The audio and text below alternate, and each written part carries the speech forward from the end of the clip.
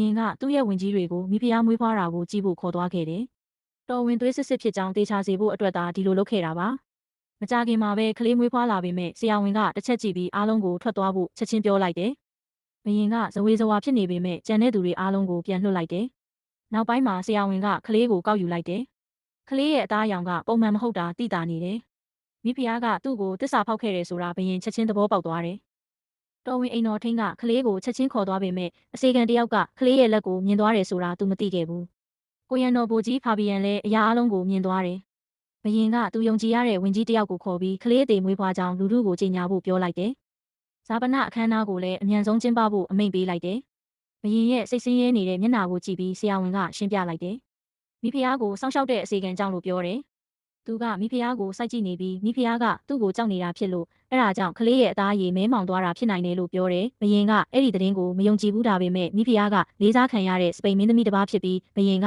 သူမကိုဘာမှလုပ်လို့မရပါဘူး။အဲ့ဒီနောက်မှာကလေးကိုစွန့်ပစ်ဖို့ဘန်နာဆိုးကိုအမိန့်ပေးခဲ့ပါတယ်။ဒါပေမဲ့ဘန်နာဆိုးကသူ့ရဲ့ကိုယ်ပိုင်ကလေးကိုဆုံးရှုံးခဲ့ရပြီးကလေးငယ်ကိုတေဆုံးခွင့်မပြုနိုင်ခဲ့ပါဘူး။ဒါကြောင့်ကြီးမားတဲ့ဖိအားအောက်မှာဘရင်ကိုဖြောင်းဖျခဲ့ပါတယ်။ပြီးတော့ကလေးကိုဘုန်းကြီးကျောင်းကိုပို့လိုက်ပါတယ်။ကလေးကအခုဘေးကင်းပေမဲ့လျှို့ဝှက်ချက်ကိုရှာဖွေတွေ့ရှိခဲ့တဲ့အိမ်ဖော်မလေးရှိနေပါသေးတယ်။အိမ်ဖော်မလေးဟာတတိထားပြီးဖာဘီယန်ရဲ့ပထမဆုံးရှာဖွေမှုကနေလွတ်မြောက်ခဲ့ပါတယ်။ပြီးတော့သူမဟာဘရင်ရဲ့ညီဖီးလေးရဲ့အာယုံဆိုင်မှုကိုတမင်တကာဖန်ဆားယူခဲ့ပါတယ်။အိမ်ဖော်မလေးဟာငိုပြီးအားနည်းခြင်းရောင်ဆောင်ကကလေးရဲ့အရေးပြားကပုံမှန်မဟုတ်ကြောင်းဖော်ထုတ်ဖို့ခွင့်ရေးယူခဲ့ပါတယ်။ဒါပေမဲ့သူမဟာဖီးလေးရဲ့တစ္ဆာဆောင်တည်မှုကိုရှော့တွက်ခဲ့တာထင်ရှားပါတယ်။မကြခင်မှာပဲအိမ်ဖော်မလေးကိုဖာဘီယန်ကတပ်ပစ်လိုက်တာပါ။အဲ့ဒီအချိန်မှာမိဖုရားဟာမိဖွားပြီးနောက်သွေးထွက်လွန်ပြီးမိမျောသွားခဲ့တာပါ။အထူးဆန်းဆုံးအပိုင်းကတော့မိဖွားပြီးနောက်သူမရဲ့ဝမ်းဘိုက်ကလုံးဝကျုံမသွားတာပါပဲ။ဆရာဝန်ကသူမရဲ့ဝမ်းဘိုက်ထဲမှာတခုခုကျန်နေတယ်လို့တန်တရားဝင်ခဲ့ပါတယ်။ဒါကြောင့်ဆရာဝန်ရဲ့သမီးတီနာက